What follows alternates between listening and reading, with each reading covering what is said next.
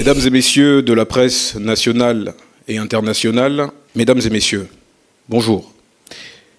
Je vous souhaite la plus chaleureuse des bienvenues au Palais de la Présidence de la République pour cette conférence de presse qui s'inscrit dans notre volonté constante de transparence, de pédagogie républicaine et d'information régulière sur les grandes orientations politiques, économiques et sociales impulsées par le président de la République, chef de l'État, chef du gouvernement, son Excellence M.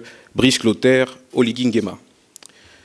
Depuis le 30 août 2023, et plus encore depuis son investiture le 3 mai 2025, le chef de l'État a pris des décisions fortes, audacieuses et tout aussi assumées.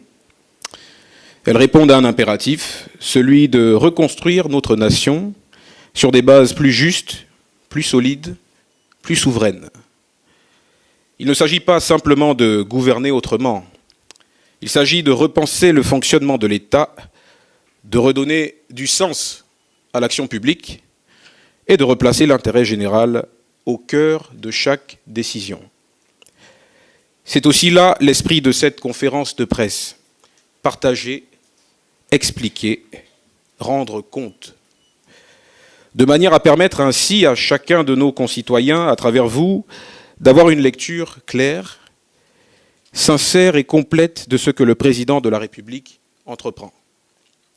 Nous allons donc aborder ensemble une série de décisions et d'actions majeures, engagées au cours des dernières semaines et regroupées en deux grands axes, à savoir d'une part l'agenda diplomatique du chef de l'État et d'autre part quelques sujets de l'actualité nationale. Pour engager le premier de ces deux axes, il convient de revenir sur la visite d'État effectuée par le président de la République le 4 juin 2025 à Malabo, en Guinée équatoriale. Cette visite d'État intervient dans un contexte particulier, consécutif à la décision de la Cour internationale de justice, CIJ, en date du 19 mai 2025, au sujet du différend frontalier relatif aux îles Mbagné, Cocotier et Konga. Abordant cette question, le président de la République, son Excellence M. Brice Clotaire Oligui Nguema, et son homologue équato-guinéen, son Excellence M. Teodoro Obiang Nguema Mbazogo, ont tous deux réaffirmé les liens profonds qui lient les deux pays et qui les engagent à construire ensemble, fraternellement, une solution concertée qui préserve la souveraineté et les intérêts stratégiques de chaque partie. C'est le sens et la mission donnée au comité d'experts bilatéral mis en place à cet effet. Par ailleurs, ce déplacement a permis de poser les bases d'une coopération renouvelée entre les deux républiques sœurs et concrétisée par la signature de plusieurs accords sectoriels majeurs. En matière de santé, pour favoriser l'échange d'expertise hospitalière et la mobilité du personnel médical. En matière de sport et de culture, afin de promouvoir la co-organisation d'événements et la valorisation de nos patrimoines respectifs. Et en matière de défense, avec la planification de manœuvres militaires conjointes et des échanges de savoir-faire entre nos forces armées. Ce grand moment diplomatique n'est pas anodin. Il reflète une orientation claire de notre politique étrangère et trace les contours d'une diplomatie de paix, de coopération et de responsabilité fondée non sur l'opposition, mais sur l'interdépendance. D'une diplomatie qui cherche à apaiser plutôt qu'à enflammer, à construire plutôt qu'à diviser. Le Gabon tourne ainsi la page des contentieux figés pour ouvrir celle des partenariats durables et équilibrés. Il s'agit là d'une démarche forte et profondément gabonaise, car elle place la paix, l'intégration régionale et l'unité africaine au cœur de notre action internationale. Dans le prolongement de son séjour en terre équato-guinéenne, le chef de l'État a pris part à la 26e session ordinaire de la conférence des chefs d'État et de gouvernement de la Communauté économique des États d'Afrique centrale, CEAC, tenue à Sipopo.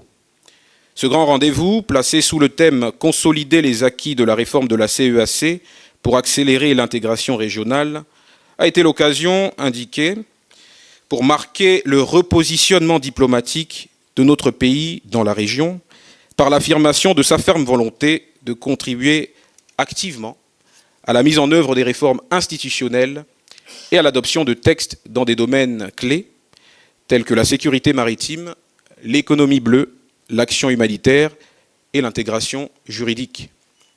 Comme cela a été exprimé par le président de la République lui-même, je cite, « L'Afrique centrale ne peut être spectatrice de sa propre transformation ». Fin de citation. Cette transformation, le Gabon entend la porter et l'incarner mieux que par le passé. Toujours sur le plan diplomatique, en date du 4 juin 2025, le président de la République a instruit le gouvernement, et plus particulièrement la ministre de la Mer, de la Pêche et de l'économie bleue, de procéder à la suspension de l'accord de partenariat de pêche durable, APPD, entre le Gabon et l'Union européenne. Cette décision repose sur 3 constats majeurs. D'abord, un accord économiquement déséquilibré. En effet, des navires européens prélèvent du poisson de nos eaux en échange d'une compensation financière annuelle, mais cette compensation est largement inférieure à la valeur réelle des captures. En clair, le Gabon donne beaucoup, mais le Gabon reçoit peu, trop peu. De plus, les produits de la pêche sont exportés sans transformation locale et donc sans création d'emplois ni structuration de filières. Aucun impact structurant sur notre économie, en ce sens que les promesses d'appui à la modernisation du secteur halieutique gabonais n'ont à ce jour pas produit de résultats probants. Et enfin, une inquiétude croissante sur la durabilité de nos ressources, l'accord n'ayant pas permis de garantir un suivi scientifique rigoureux des stocks et un contrôle transparent des prélèvements faisant peser un risque réel de surexploitation. C'est pourquoi notre pays a notifié à l'Union européenne la suspension immédiate de cet accord. Cela ne signifie pas une fermeture, mais traduit davantage l'expression d'une volonté ferme de renégocier un partenariat plus juste, plus équitable, plus souverain. Le temps est venu de reprendre la maîtrise de nos ressources, de défendre notre souveraineté économique et de bâtir des partenariats où le Gabon est traité avec dignité. Abordons à présent le deuxième axe de cette conférence de presse portant sur l'actualité nationale. Nous ne saurions ne pas évoquer la situation de la Société d'eau et d'énergie du Gabon, SEEG. Cette situation est connue. Délestages nombreux, coupures d'eau récurrentes, qualité du service fortement détériorée.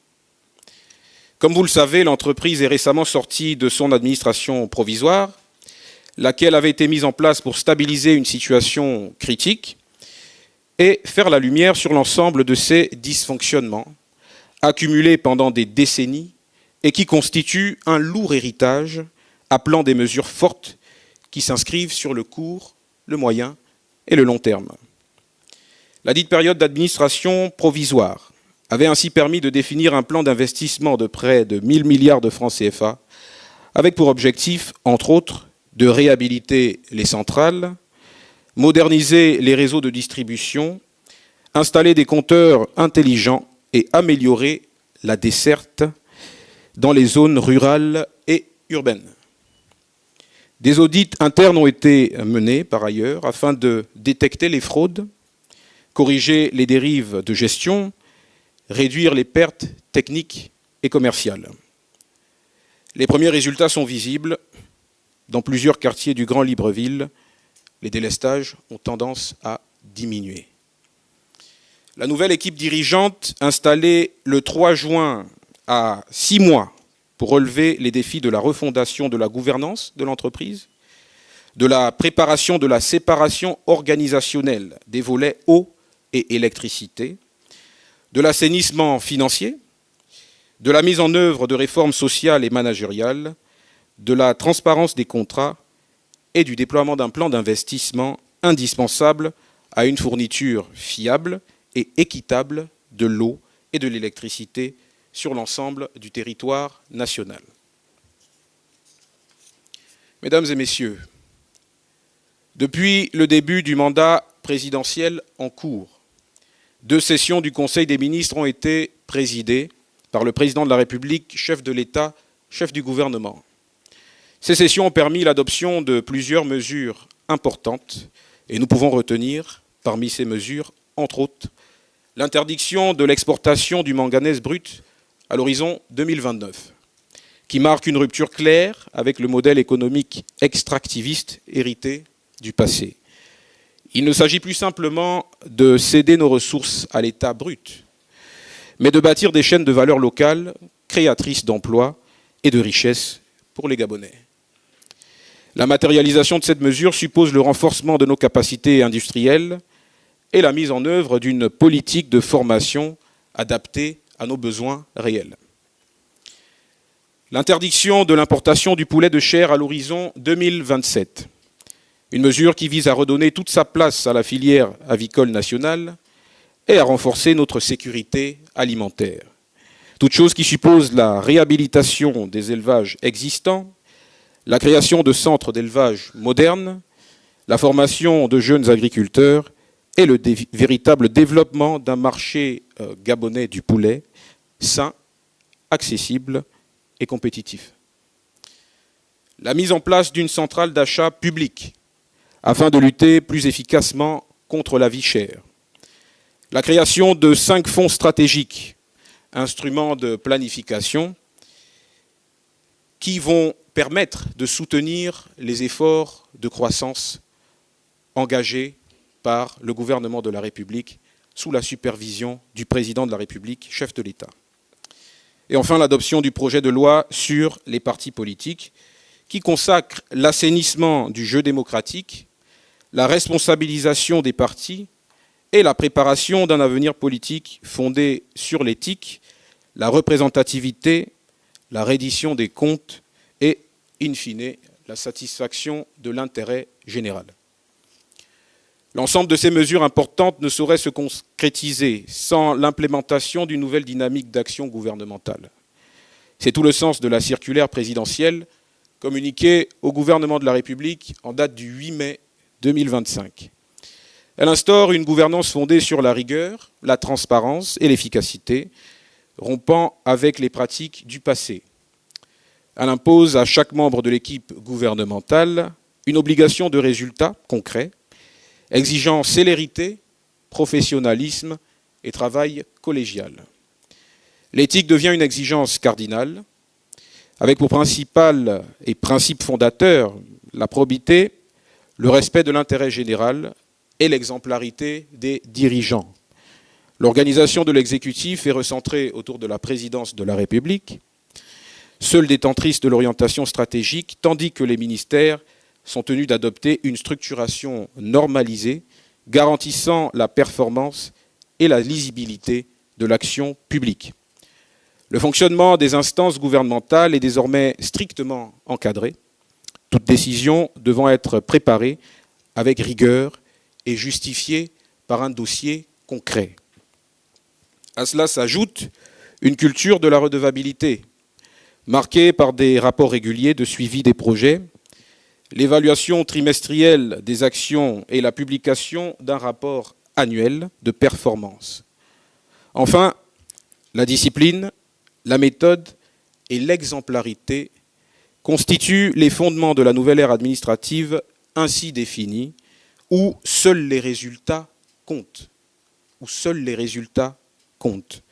dans une logique de transformation réelle de l'action publique. Enfin, concernant l'opération d'aménagement de la zone dite de derrière l'Assemblée, en vue de la construction du boulevard de la Transition, d'une cité administrative et de l'aménagement du bassin versant Sainte-Marie à Ondo. Il convient de rappeler que ces projets répondent à des impératifs de modernisation urbaine, de lutte contre les inondations récurrentes à Libreville et de fluidification de la circulation dans la capitale. Nous voulons rassurer les Gabonaises et les Gabonais. Les projets sus-indiqués ne visent en aucun cas à punir. Ils visent plutôt à construire un cadre de vie digne et moderne pour tous, Le président de la République est sensible aux réactions diverses observées au niveau de l'opinion. Il suit très attentivement ce dossier et les services compétents sont à l'œuvre pour faire en sorte que les droits légitimes des compatriotes impactés soient pris en compte tout au long du processus en cours. Mesdames et messieurs, le président de la République, chef de l'État, chef du gouvernement, poursuit avec détermination sa mission de refondation nationale. Chaque mesure prise s'inscrit dans une vision claire. Il s'agit de rendre au peuple gabonais la dignité, la souveraineté, la justice et l'espérance.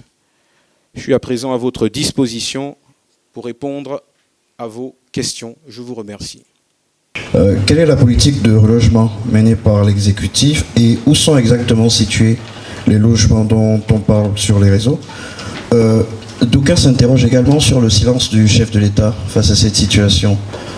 Est-ce à vous de prendre la parole pour rassurer les Gabonais ou pourrait-il lui-même le faire? La dernière question sera en lien avec la société d'eau et d'énergie. Plusieurs audits et enquêtes ont été menés durant plusieurs mois. Quels sont les résultats de ces audits? Merci. Je vais peut-être commencer par répondre aux premières questions posées. Sur la question du réaménagement de la zone indiquée, donc de la zone dite de derrière l'Assemblée.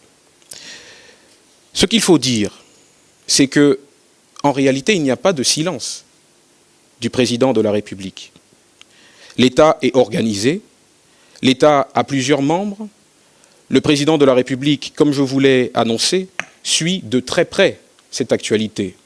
Vous êtes de la presse, il ne vous aura pas échappé que jusqu'à hier, il a accordé des audiences qui vont dans le sens de réunir autour de lui et de permettre que l'ensemble des acteurs concernés directement ou indirectement par cette question puissent se prononcer de manière à ce que des décisions éclairées soient prises. Donc il n'y a pas de silence, il y a une action. Il ne s'agit pas pour la présidence de la République, qui est la première institution de ce pays, et dont la vocation est de trancher et de procéder parfois à des arbitrages quand cela s'impose. Il n'est pas dans la vocation de la présidence de la République, et encore moins de la personne du chef de l'État, de faire de la propagande autour de cette question, ou de communiquer à tout va. Le président de la République communiquera à propos le moment venu. En attendant, il reçoit, il consulte, et le moment venu, il décidera sur les différents aspects et les différents détails de cette question. Au cours de l'audience qui a été couverte hier par les médias nationaux, il a été indiqué que tout le nécessaire soit fait pour que l'impact de l'opération de réaménagement en cours soit le plus léger possible sur les populations directement impactées. Cela a été annoncé. Je note par ailleurs que le gouvernement de la République est à l'œuvre. Le gouvernement de la République se constitue d'un certain nombre d'entités, de départements qui sont concernés par cette question de réaménagement de la zone dite de derrière l'Assemblée. Ils font leur travail, le président en attend les conclusions. Lorsque je dis qu'il suit de près, au-delà de la situation sociale qui s'observe au niveau de cette zone, il y a aussi l'action des acteurs concernés par la question. Le moment venu, nous donnerons beaucoup plus de détails sur les éléments en rapport avec la situation de nos compatriotes, mais le président de la République l'a dit lui-même, aucun droit légitime des Gabonaises et des Gabonais, et j'insiste sur le mot légitime, aucun droit légitime ne sera bafoué, et ceux de nos compatriotes qui ont été impactés seront relogés. Cela a été annoncé, nous reviendrons vers vous ultérieurement pour donner le détail de cette stratégie, qui est en réalité une stratégie qui sera exécutée par le sectoriel. Les ministères sont là, les membres du gouvernement, je pense, depuis le début de cette opération, sont disponibles pour expliquer l'intérêt de ce projet, pour en expliquer les implications, pour expliquer aussi que nous avons enregistré des retards inacceptables, en réalité, sur le réaménagement de cet espace. Des retards inacceptables parce que cette zone, il est de notoriété publique depuis plus de 40 ans qu'elle est une zone réservée par l'État pour le déploiement de projets d'infrastructures. Ces projets ont été présentés. Pendant des décennies, les administrations précédentes ont entretenu, en réalité, une certaine forme de laxisme et d'incapacité à mettre en œuvre rapidement et concrètement les projets. Aujourd'hui, la donne a changé. Il faut mettre en œuvre les projets. Un mandat présidentiel, c'est 7 ans, mais c'est très court. Il faut donc engager très rapidement des réformes, mettre en œuvre des projets de manière à ce que les Gabonais reçoivent ce qu'ils ont demandé par l'élection massive, je dirais même le plébiscite du chef de l'État lors de l'élection présidentielle du mois d'avril dernier. Pour le relogement, comme je vous l'ai indiqué, les dossiers sont sur la table du président de la République, le sectoriel fera son travail. Il y a des bâtisses qui sont disponibles, les entreprises chargées ou les agences chargées de la question ont indiqué qu'il y a une disponibilité, mais on ne reloge pas dans le désordre. Il faut étudier la question. Il y a plusieurs catégories de populations, en réalité, dans les populations impactées par le projet. Il y a ceux qui, pour certaines zones du moins, disposent de documentation légale, c'est une catégorie. Il y a ceux qui se sont installés sur ces zones-là sans aucune documentation et qui, par l'habitude, se sont sédentarisés, c'est une autre catégorie. Il faut tenir compte de toutes ces subtilités-là avant que de déployer une politique de relogement qui soit sérieuse. Il faut faire les choses sérieusement et c'est justement parce que c'est peut-être ce qui nous a manqué pendant des décennies que nous avons affaire à la situation que nous décrions tous aujourd'hui. Je le rappelle, le président de la République est humain. Nous sommes tous des Gabonais. Donc nous sommes tous sensibles à la question. D'autres zones éventuellement pourraient être concernées demain après-demain. Mais dans ce cas-là, les choses sont faites sur la base des textes de loi qui consacrent d'une part la légitimité de l'État à disposer de cet espace, puisque pour la principale zone concernée de derrière l'Assemblée, l'État dispose d'un titre foncier qui est détenu par la Caisse de dépôt et de consignation CDC. Voilà. Donc le nécessaire sera fait en temps voulu, d'autres décisions seront annoncées en temps voulu, une fois que ce travail de catégorisation et de clarification aura été fait pour permettre que le relogement se fasse dans des circonstances claires, dépourvues de toute opacité. Alors, sur la question des audits de la SEG, je vous rappelais que l'entreprise est sortie d'une période d'administration provisoire, mais elle a été à la base placée sous administration provisoire pour faire un diagnostic clair de la situation de l'entreprise, aussi bien sur le plan structurel que sur le plan opérationnel. Il a été annoncé, et cela depuis le projet de société du candidat de l'époque, aujourd'hui président de la République en exercice, que la question de l'accès universel à l'eau et à l'électricité était prioritaire. Cela définit d'ailleurs le pilier numéro 1 de ce projet de société. Il était annoncé aussi qu'il va s'opérer une scission entre les volets eau et électricité pour rationaliser la fourniture de ce service public essentiel et qui pose beaucoup de difficultés aux ménages gabonais depuis des décennies. Ces audits ont permis, entre autres choses, et là ça a encore été annoncé, de déterminer un plan d'investissement. Il y a un plan d'investissement qui a été mis en place. Les audits ont permis de constater, par exemple, que sur plus de 2000 employés de cette entreprise, on a 70% de ces effectifs qui sont des administratifs.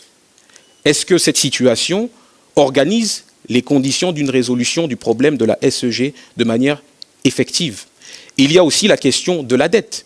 Et justement, si vous vous intéressez aux éléments, aux objectifs fixés à la nouvelle équipe dirigeante récemment installée au sortir de la période d'administration provisoire, vous verrez qu'ils ont 6 mois pour relever un certain nombre de défis qui répondent là encore à la structuration de la SEG et à ses capacités opérationnelles et fonctionnelles. Donc le diagnostic a été fait, maintenant il faudra passer à l'action. L'État et le président de la République continuera de suivre de manière très rigoureuse les développements qui seront implémentés par cette équipe dirigeante qui, de bout en bout, devra rendre compte pour que les Gabonaises et les Gabonais sachent clairement ce qui est entrepris pour régler définitivement cette question de l'eau et de l'électricité dans notre pays. Dimitri Abourneur, Gabon 24. Sur la question du différend qui oppose le Gabon à la Guinée équatoriale, une commission mixte a été mise en place. Quelle est la mission confiée finalement aux ambassadeurs gabonais? Est-ce qu'ils vont là-bas pour aller déterminer ensemble avec leurs homologues équato-guinéens la frontière maritime entre les deux pays, ou bien vont-ils là-bas pour aller négocier un partage de production en ce qui concerne les ressources qui sont annoncées du côté de l'île Mbagné? Je vais répondre à votre question en commençant par la fin. D'abord, sur l'exploitation éventuelle des ressources auxquelles vous faites allusion, il convient de dire que ces ressources sont hypothétiques. Il ne me semble pas qu'il y ait eu une étude sérieuse qui définisse clairement qu'autour de Mbagné, il y ait en quantité suffisante ou raisonnable des ressources. Et je crois comprendre que vous faites référence à l'éventualité de la disponibilité de ressources pétrolières dans les eaux autour de Mbagné. Pour l'instant, il n'en est rien. Nous ne pouvons pas nous prononcer sur du vent, nous nous prononçons sur du factuel. Il n'a pas été établi qu'il y a des ressources autour de Mbagné, ou de cocotiers, ou de conga. Ça, c'est le premier point. Le deuxième point, vous demandez quelle est la mission des ambassadeurs du Gabon qui prendront donc part au comité mixte et bilatéral qui devra donc régler fraternellement cette question. Revenons un peu à la décision de la Cour internationale de justice qui a consacré la souveraineté sur les îles de Mbagné, Cocotier et Conga, qu'il a attribuée à la République sœur de Guinée équatoriale et qui a renvoyé en réalité les deux parties à la gestion de la question de la délimitation de la frontière, notamment pour ce qui est des frontières terrestres. Parce que cette décision prise sur le cas de Mbagné, Cocotier et Conga est une décision qui a des incidences sur la frontière terrestre. L'objet de la mise en place de cette commission, de ce comité mixte d'experts bilatéral, vise simplement, conformément aux instructions des deux chefs d'État, de trouver un modus operandi et un modus vivendi pour déterminer comment est-ce que cette question va être réglée. Je note par ailleurs que des questions similaires ont pu faire couler beaucoup d'encre, de salive, de larmes et de sang dans d'autres contrées du continent africain. Ce ne sera pas le cas pour ce qui est de la Guinée équatoriale et du Gabon parce qu'il y a une volonté conjointe de régler pacifiquement, fraternellement, le différend. Il faut dire que ce comité d'experts bilatéral va réunir un ensemble de compétences parce que, voyez-vous, sur ce genre de différend, ce ne sont pas seulement les juristes qui sont concernés. Il y aura des juristes, il peut y avoir des géographes et tout autre champ de compétences intéressés directement ou indirectement par la question de la délimitation des frontières. Donc ce comité mixte bilatéral se mettra à l'œuvre pour permettre aux chefs d'État de décider en dernier ressort de la solution qui sera apportée sur ce différend. À ce stade, nous ne pouvons pas vous dire quelle sera l'orientation de cette décision puisque le comité ne s'est pas déjà déployé. Le comité travaillera, le Gabon aura ses représentants, la Guinée équatoriale aussi, les deux parties feront valoir leurs arguments, mais quelle que soit la nature et l'orientation de ces arguments, il y a une volonté de régler pacifiquement le différend de manière à ce que chaque pays conserve et entretienne sa souveraineté territoriale et ménage ses intérêts stratégiques dans une région d'Afrique centrale qui est tout aussi stratégique d'un point de vue économique, sécuritaire et politique. Guy-Briand Aseko-Lomo de Radio Gabon. Alors, lors du communiqué final du, je crois, l'avant-dernier Conseil des ministres, on annonçait l'ouverture d'une centrale d'achat pour aider les Gabonais à soulager le portefeuille des Gabonais. Alors, la question que tout le monde se pose aujourd'hui, c'est de savoir, nous avons l'impression que chaque jour, les prix augmentent sur le marché. On nous a emmené une mercuriale, nous avons subventionné, l'État a subventionné certains produits de première nécessité.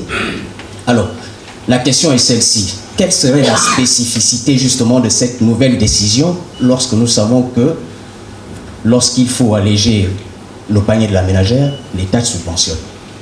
Alors l'État subventionne, mais la subvention ne peut pas être une mesure pérenne et définitive, voyez-vous.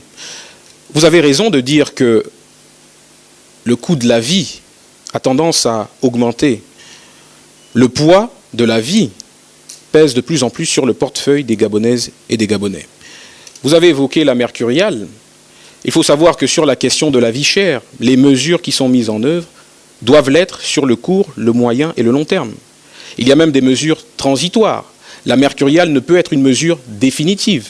La mercuriale vient répondre à une situation d'urgence parce que face à la détresse de nos compatriotes, il n'y a pas de temps à perdre. Donc la mercuriale peut tenir lieu de mesures d'urgence, mais au-delà de la mercuriale.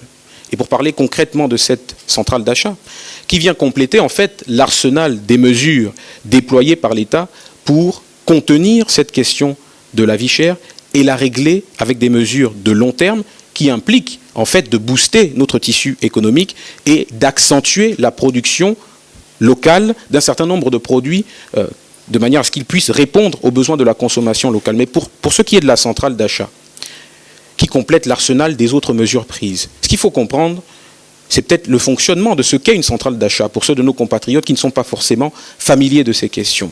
Il s'agit de mettre en place une structure publique qui, en regroupant les achats de plusieurs entreprises qui sont invitées à y souscrire, en regroupant ces achats, aura des facilités en termes de négociation des prix. Ce qui fait que le coût final de ces prix-là, lorsque répercutés sur le consommateur gabonais, seront allégés. Ce poids donc sera allégé et les Gabonaises et les Gabonais pourront accéder à certains produits de première nécessité plus facilement. Deuxième point, c'est que l'un des objectifs aussi de la centrale d'achat, c'est d'anticiper la question des pénuries et de la difficulté de l'acheminement de certains produits sur l'ensemble du territoire national. Une centrale d'achat permet de constituer des stocks stratégiques beaucoup plus importants qu'une entreprise lambda. Donc en concentrant ou en constituant des stocks stratégiques importants, on anticipe la question des pénuries. Et vous savez, on n'a pas besoin d'être doctorant en économie pour comprendre que la rareté du bien définissant la valeur du bien sur le marché, eh bien qu'en constituant des stocks, en anticipant les pénuries, on se donne la capacité, la possibilité de maîtriser un peu mieux, un peu plus, la fluctuation des prix auxquels vous et moi achetons des produits de première nécessité sur le marché. Au-delà de cette question de la centrale d'achat, il y a une dynamique générale. Il est question de transformer notre économie. On a pris l'exemple du manganèse, on a pris l'exemple du poulet de chair, pour ce qui est de l'échéance de 2027. Il y a d'autres mesures qui complètent ce dispositif général qui vise une seule chose, de permettre à ce qu'on produise un peu plus de produits consommés localement par des entreprises qui sont implantées sur notre territoire et qui sont des entreprises tout aussi locales. C'est cela l'intérêt.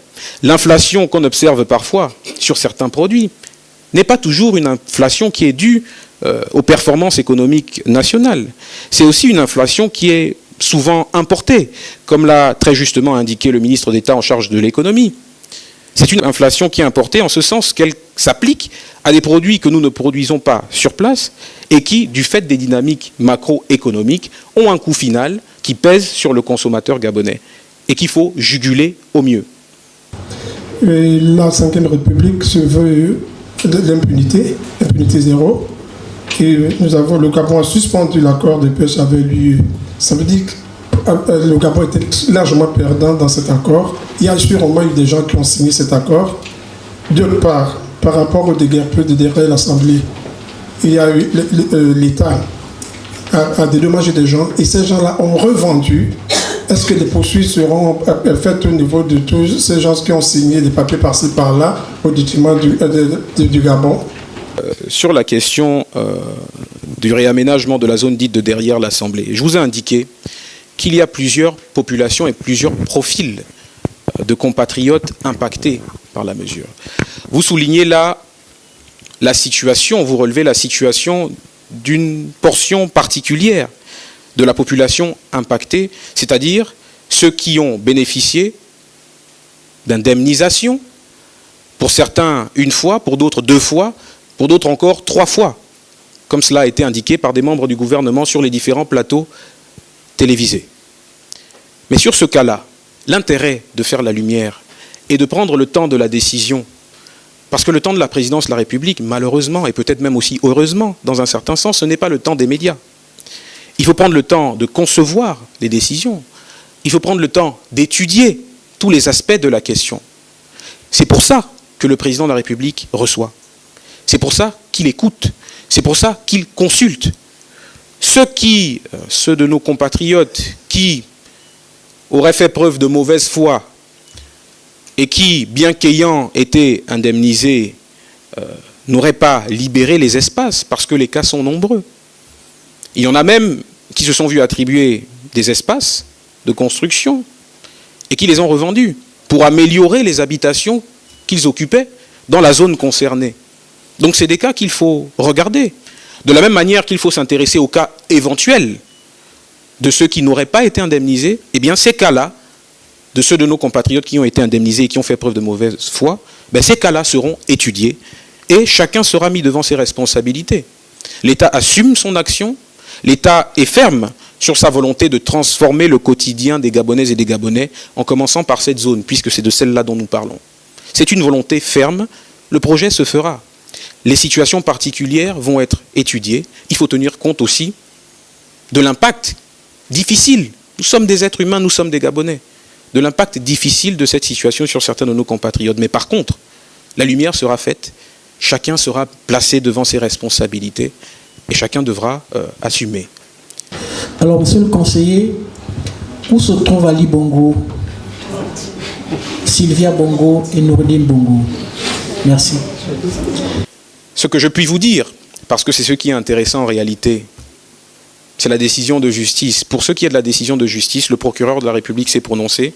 Pour les détails, il faudra vous adresser au procureur de la République qui pourra vous situer davantage sur les éléments de la procédure concernant donc les personnalités que vous avez citées.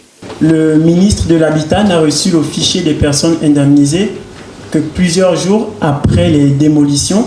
Est-ce à dire que la puissance publique a engagé des démarches de démolition sans disposer de toutes les informations nécessaires, préalables, nécessaires à cette opération qui impacte des centaines de familles? Et également dans la prise en charge de ses compatriotes, beaucoup déplorent le manque de réactivité de l'État dans les premières heures ou les premiers jours de l'opération. Et qu'en est-il, par exemple, des enfants qui passent des examens scolaires? Car l'opération intervient à une période où les enfants sont en train de passer des examens. Et sur un tout autre plan, si vous permettez, sur la SEJ. Récemment, l'État a encore engagé une enquête pour déterminer les responsabilités dans les sabotages qui ont été indiqués. Sauf qu'en février, on avait eu une déjà. Qu'en est-il des résultats de ces enquêtes? Merci. Alors, sur la question de la SEG, vous notez très justement que des enquêtes ont été diligentées sur la question des sabotages. S'il y a enquête, c'est qu'il y a des organes qui mènent les enquêtes. Une enquête, ça prend du temps. Nous ne sommes pas dans le temps médiatique. Nous ne sommes même pas dans le temps de la présidence de la République. Il s'agit d'une enquête qui va être menée de façon libre, indépendante et qui rendra ses conclusions le moment venu et qui déterminera les responsabilités des uns et des autres. Il s'agit d'un phénomène qui n'est pas nouveau, qui n'est pas inédit. Il y a eu, par le passé, des actes de sabotage sur certains points du réseau de distribution. Par le passé, de tels actes ont été documentés, avérés. On attend les conclusions de l'enquête. N'allons pas plus vite que la musique, l'enquête rendra ses conclusions, et sur cette base-là, des décisions seront prises et les responsabilités seront situées. Maintenant, pour ce qui est de l'opération de réaménagement de la zone dite de derrière l'Assemblée, vous parlez du fichier des personnes indemnisées. En réalité, il y a un fichier global et plusieurs sous-fichiers, si je puis m'exprimer en ces termes, puisqu'il y a plusieurs acteurs qui sont intervenus sur les différentes zones à différentes périodes. Certaines des maisons déguerpies ont été, ou du moins ont fait l'objet d'un marquage multiple, avec différentes dates. Certaines maisons avaient 2, 3, voire 4 marquages, avec, là encore, différentes dates prévues de démolition. Mais parce que, par le passé, il y a eu une incapacité à déployer rapidement les projets, eh bien, les gens se sont habitués à ce que l'État marque, mais ne vienne pas démolir. Un petit détail, avec un rapport indirect quand même avec votre question, c'est qu'il y a eu une information permanente et constante sur la question. Pas plus tard qu'en avril 2024, et c'est bien que vous êtes de Gabon Media Time, votre média a couvert la présentation du projet au président de la transition de l'époque. Vous avez couvert cette actualité. Et vos journalistes ont indiqué, très justement, que sur cette zone, eh bien, les équipes étaient à pied d'œuvre pour sensibiliser et informer les populations sur l'imminence des opérations de démolition. Donc l'information était là. Les populations ont été indemnisées. S'il y a eu des cas de compatriotes qui seraient passés entre les mailles du filet, l'État prendra ses responsabilités. Mais l'État ne prendra ses responsabilités que sur la base de fichiers clairs, sur la base de résultats clairs de l'ensemble des consultations qui sont menées par le président de la République et qui vont se poursuivre. C'est une actualité tellement sensible qu'il nous faut prendre le temps de décortiquer tout cela, de décortiquer aussi ce qui se passe parfois dans la contradiction des uns et des autres au niveau de l'opinion. Tout le monde se prononce sur cette question. Qui en a le fin mot en réalité? Il est important de consulter, d'écouter, de traiter l'information avant que de décider. La situation est complexe. Le nombre de compatriotes indemnisés sera indiqué le moment voulu, et peut-être même qu'une documentation sera mise à la disposition de la presse et de toute l'opinion nationale, peut-être, concernant les cas de ces compatriotes qui ont été indemnisés. Et comme je vous le disais précédemment, s'il y a des cas de personnes qui ont été indemnisées plusieurs fois et qui n'ont pas pris leur disposition pour que l'État puisse faire son travail dans la zone indiquée, cela aussi se sera su. Il y a une exigence de clarté sur cette affaire. Nous n'irons pas plus vite que la musique. Pour ceux de nos compatriotes durement impactés et qui auraient des enfants en période d'examen, des mesures ont été annoncées par le chef de l'État. Pas plus tard qu'hier, il a été réaffirmé que des mesures seront prises dans le sens de ménager ceux de nos compatriotes impactés par la situation, à condition qu'il y ait effectivement une base légale qui justifie d'une gestion peut-être un peu floue de leur cas particulier. La lumière sera faite, le président de la République agira, et ces décisions seront annoncées, commentées par vos soins et relayées aux Gabonaises et aux Gabonais. L'État a hérité d'un ensemble de désordres sur cette opération en particulier. Ces désordres, il est question de les régler. Je vous l'ai dit, 7 ans, ça passe très vite. Brice Clotaire Oligui Nguema a fait le pari de donner des résultats probants de sa volonté de transformer ce pays avant l'écoulement du mandat en cours. C'est l'engagement qui a été pris, c'est pour ça qu'il a été élu, et c'est pour ça que je vous redis que les projets seront mis en œuvre partout où ils devront être mis en œuvre. Et ils seront mis en œuvre rapidement. Maintenant, pour ce qui est de l'impact sur nos populations, la puissance publique saura faire le tri, saura faire la lumière sur les situations particulières et saura apporter des réponses fermes dans un sens comme dans un autre. Monsieur le porte-parole, vous avez parlé de l'importation du poulet. Tous ces produits exportés rendent malade la population. Et si l'État prend l'engagement de suspendre cette exportation, est-ce que ce n'est pas en quelque sorte le médecin après la mort? Je vous remercie. Il y a une continuité dans la vie économique d'une nation. D'abord, c'est la suspension, l'interdiction de l'importation du poulet de chair. L'interdiction de l'importation du poulet de chair à l'horizon 2027, au 1er janvier 2027. Ce qui est intéressant, c'est que cette mesure n'est pas d'application immédiate. On a défini un délai. Si on a défini un délai, c'est pour la simple et bonne raison qu'il faut organiser le tissu économique gabonais pour pouvoir mettre en œuvre une telle mesure qui va mettre à contribution les entrepreneurs gabonais pour produire du poulet gabonais destiné à la consommation des Gabonaises et des Gabonais. C'est cela l'orientation de cette mesure. Pour ce qui est de l'Agence gabonaise pour la sécurité alimentaire, donc la GAZA, elle fait son travail, mais je ne vois pas très bien le lien entre les missions de la GAZA et cette mesure d'interdiction de l'importation du poulet de chair à l'horizon 2027. Les missions de la GAZA sur le volet alimentaire s'appliquent au poulet de chair, mais s'appliquent aussi à toute une série de produits qui font l'objet de la consommation de nos compatriotes. Donc la GAZA va poursuivre ses missions comme cela se doit, conformément à ces textes.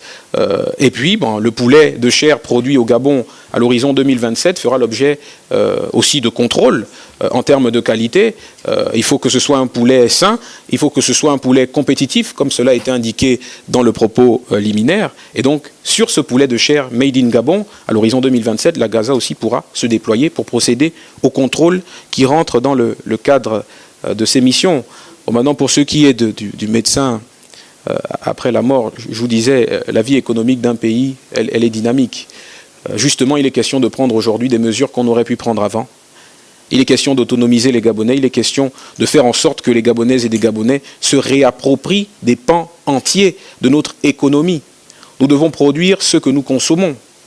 Pour plus de 500 milliards de francs CFA, nous importons des denrées alimentaires. Ce n'est pas une situation qui a été créée au début de la transition ou au début du mandat du président de la République, chef de l'État, chef du gouvernement. C'est une situation qui est entretenue depuis des décennies. Mais il faut du courage maintenant pour prendre des décisions qui s'imposent et faire en sorte que nous nous réapproprions des pans de notre économie.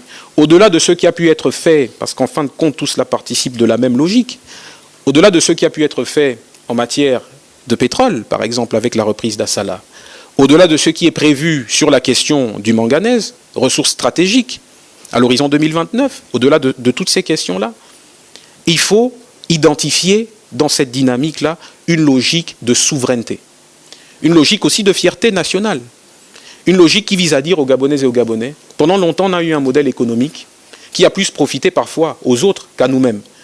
Maintenant, il est question de se retrousser les manches, de se mettre au travail, de s'approprier des pans entiers de notre économie et de faire en sorte que nous puissions un peu plus que par le passé consommer ce que nous produisons nous-mêmes. J'espère avoir répondu à l'ensemble de vos questions. Pour ceux qui le souhaitent, je reste disponible en off pour discuter avec les uns et les autres. Je vous remercie d'avoir pris de votre temps pour prendre part à cette conférence de presse inaugurale du porte-parole de la présidence de la République. Merci.